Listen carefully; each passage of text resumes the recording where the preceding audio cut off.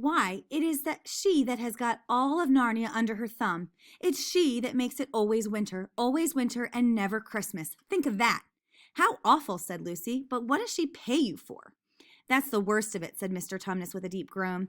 I'm a kidnapper for her. That's what I am. Look at me, daughter of Eve. Would you believe that I'm the sort of fawn to meet a poor innocent child in the wood, one that had never done me any harm, and pretend to be friendly with it, and invite it home to my cave, all for the sake of lulling it to sleep and then handing it over to the White Witch?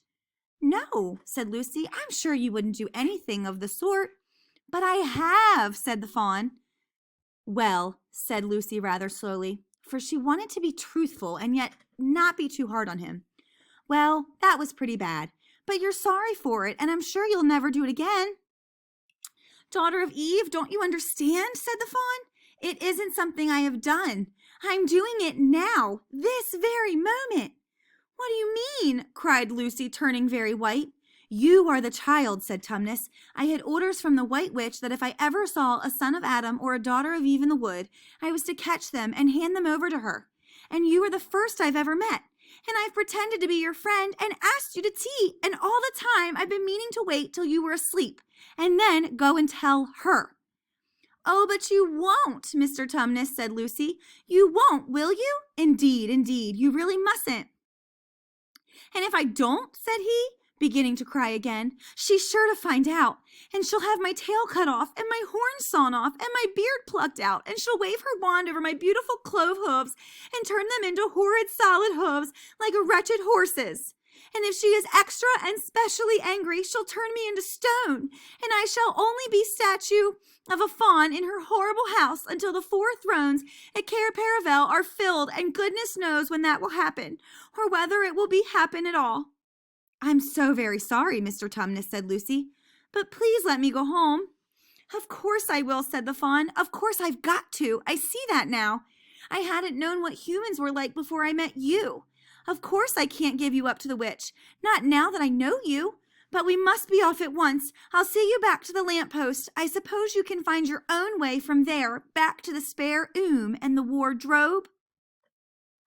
I'm sure I can, said Lucy. We must go as quietly as we can, said Mr. Tumnus. The whole wood is full of her spies. Even some of the trees are on her side. They both got up and left the tea things on the table, and Mr. Tumnus once more put up his umbrella and gave Lucy his arm, and they went out into the snow. The journey back was not at all like the journey to the fawn's cave. They stole along as quickly as they could, without speaking a word, and Mr. Tumnus kept to the darkest places.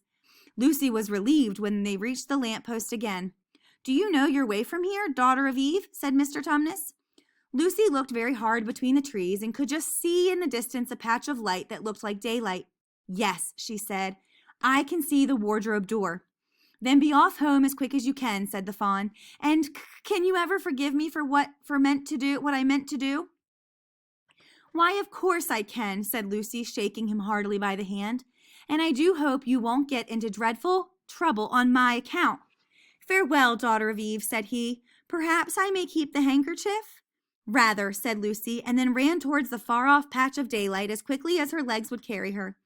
And presently, instead of Rough Branch brushing past her, she felt coats, and instead of crunching snow under her feet, she felt wooden board, and all at once she found herself jumping out of the wardrobe into the same empty room from which the whole adventure had started.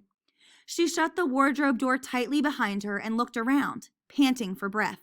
It was still raining, and she could hear the voices of the others in the passage. I'm here, she shouted. I'm here. I've come back all right.